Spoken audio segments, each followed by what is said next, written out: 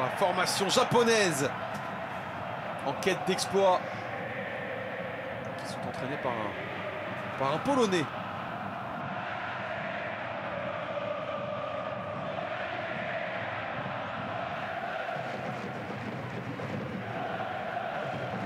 Si vous entendez évidemment les supporters chanter, sachez que oui, les fans de River Plate font du bruit, mais les fans japonais aussi en font un sacré. Ils sont déplacés évidemment. Ouais, bien joué de la part de l'attaque de River Plate avec cette tentative sur le poteau. Cette frappe de Sébastien Driussi soudaine qui a surpris toute la défense. Le gardien a été battu. Le poteau sauve Urawa Red Diamonds. On va revoir cette action, mais en tout cas, il y a eu de l'intensité dans son geste. C'est pas posé de questions. Driussi vraiment frappe sèche, le gardien. Nishikawa a été un petit peu surpris, mais on va revoir au ralenti. Beaucoup de mal à les ressortir proprement ces ballons. Côté japonais, Mastantuono, le contrôle de la part de l'Argentin qui va rentrer intérieur. Mastantuono et la patte gauche pour aller chercher là-bas Facundo Colido dans les pieds. C'est déposé. Colido! Un modèle collectif qui part de Franco Mastantuono, qui passe par Colido et qui aboutit par cette reprise de la tête parfaite. 1-0 pour River Plate, que c'est mérité. La décontraction, là, on va le revoir de Mastantuono. Il a le temps de pouvoir rentrer intérieur sur son pied gauche, de pouvoir distiller un bon ballon à son partenaire sur le côté gauche. C'est vraiment bien fait parce que c'est dans le bon tempo, on a le temps.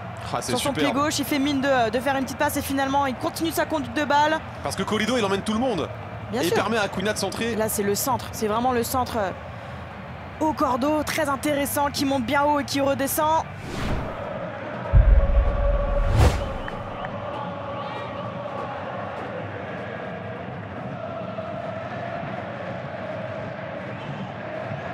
C'est renvoyé. Ouf. Oh attention, la mauvaise sortie. Et la bourde défensive, Sébastien Driussi s'est fait mal. Mais il permet surtout à River Plate de mener 2-0. La mauvaise communication, on va revoir, ils peuvent s'en vouloir là, cette équipe d'Urawa, parce que c'est une erreur individuelle. Mauvaise connexion, mauvaise communication entre Nishikawa et Brighton. Mais il a l'air de souffrir énormément, Sébastien Driussi. La très mauvaise sortie de Nishikawa. Je pense qu'il n'y a eu aucune communication entre Brighton et Nishikawa.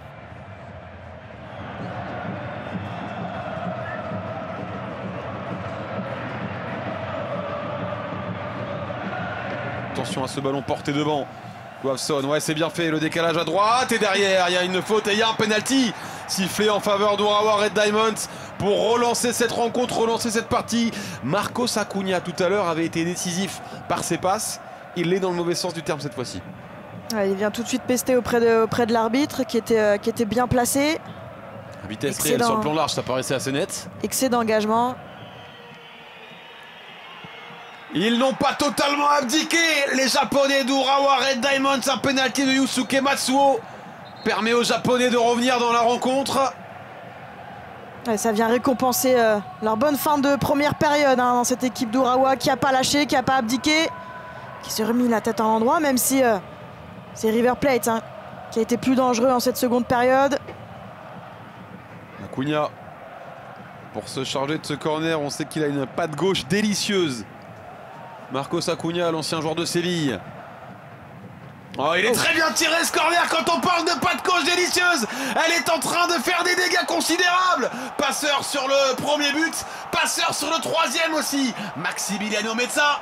3-1 pour River Plate qui souffrait, mais qui se rassure. Trajectoire sortante, Acuna gaucher. C'est intéressant de voir la position de départ de Mezza qui se sort un peu du marquage, qui est beaucoup trop seul. Qui met ce gros coup de tête là au meilleur des moments. Et cette victoire 3-1 de River Plate, importante.